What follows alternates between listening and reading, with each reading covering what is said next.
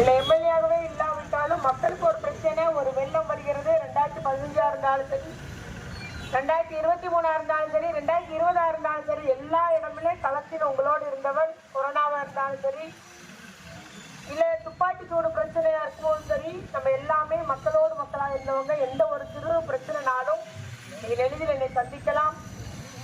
என்ன பிரச்சனைகள் நம்முடைய மக்களுக்கு தீர்த்து கொடுப்பது என்பதை நான் நன்கு அறிவேன். இதுவரைக்கும் நம்முடைய மாநகர முன்னேற்றத்தை நீங்கள் அறிவீர்கள். 5 ஆண்டு காலமாக கூடுதலாக நிதி ஒதுக்கீடு போயிட்டு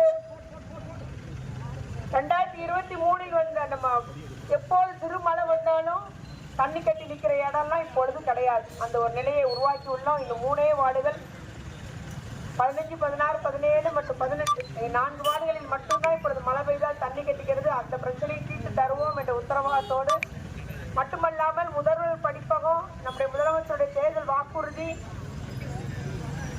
இல்லத்தரசி திட்டத்திலே பெண்களுக்கு 8000 கூப்பன் வழங்கும் திட்டம் என்றெல்லாம் அத்துணை திட்டங்களையும் நம்முடைய பகுதி மக்களுக்கு பெற்று தந்துட அவர் வாய்ப்பு தாருங்கள்.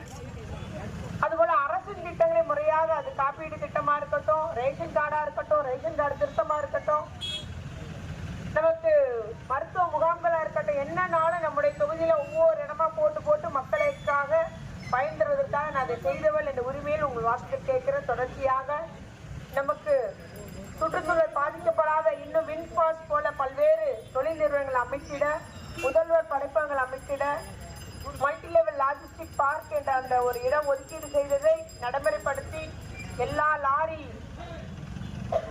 ஏற்றுமதிக்கு வருகிற லாரிகள் எல்லாம் உபயோகப்படுத்திட, இவ்வாறு பல்வேறு திட்டங்களை உங்களுக்கு பெற்றுத் தந்திட மறவாமல் உதயசூரியன் நிலத்தில் வாக்குகளை தாருங்கள். வேறு யாருக்கும் உங்களுடைய வாக்குகளை அளித்து வாக்குகளை வீணாக்கி விடாதீர்கள். வெற்றி வாய்ப்புள்ள எனக்கு நீங்கள் உதயசூரியன் வாக்குகளை தந்து வெற்றி பெற செய்திட வேண்டும் என்று உங்களை எல்லாம் அன்போடு பண்போடு கேட்டுக்கொள்கிறோம். மறவாதி உதயசூரியன். நன்றி.